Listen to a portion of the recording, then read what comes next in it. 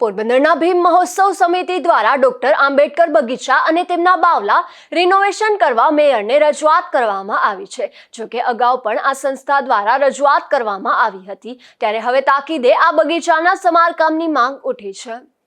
પોરબંદર શહેરમાં મહાનગરપાલિકા હસ્તકના અલગ અલગ વિસ્તારોમાં બાગ બગીચા આવેલા છે, જેમાં પોરબંદરના પેરેડાઇઝ ફુવારા નજીક પણ મનપા હસ્તકનો ડોક્ટર આંબેડકર પાર્ક આવેલો છે। આ પાર્કમાં આવેલ ડોક્ટર આંબેડકર બાવલા તેમજ તેમનું ફાઉન્ડેશન હાલ જર્જરિત હાલતમાં જોવા મળી રહ્યું છે, જેથી આ બગીચા અને ડોક્ટર આંબેડકરના બાવલા અને તેમના ફાઉન્ડેશનનું રિનોવેશન કરવા નવનિયુક્ત મેયર સાગર મોદીને ભીમ મહોત્સવ સમિતિ દ્વારા રજૂઆત કરવામાં આવી છે।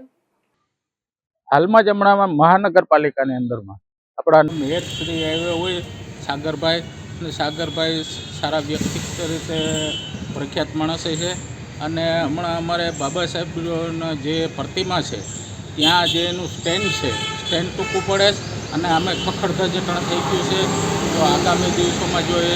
નવું સ્ટેન્ડ ન બનાવી શકે તો આવનાર જે પાછી 14મી એપ્રિલ આવે અથવા અમારે કોઈ પણ પ્રોગ્રામ હોય અને બધા એટલે જે પુષ્પ અર્પણ કરવા જવાનું હોય 5-10 જણા જાય તો નીચે આવે એવી પરિસ્થિતિ નથી, તો મોટી સાઈઝનું સ્ટેન્ડ બનાવે, ઉપર સત્ર બનાવે અને આખું કમ્પાઉન્ડ પડી ગયેલું છે, એટલે તો નવેસરથી કમ્પાઉન્ડ મોટું બનાવી દે તો એ સુરક્ષિત રહે। કારણ કે એ એક બગીચો સારા પેલામાં છે કે ત્યાં ફુવારો બાજુમાં છે અને ત્યાં હોસ્પિટલો ફરતી છે,